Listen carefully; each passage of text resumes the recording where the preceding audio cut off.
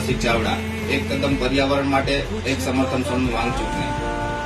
લડાખ ખાતે સોનમ વાંગચુક નામના વૈજ્ઞાનિક છેલ્લા 21 દિવસથી અનશન પર છે।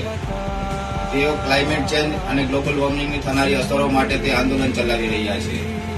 પ્રવાસન અને ઉદ્યોગો જ વિકાસ માટે મહત્વના નથી, માનવ જિંદગી પણ ખૂબ મહત્વની છે।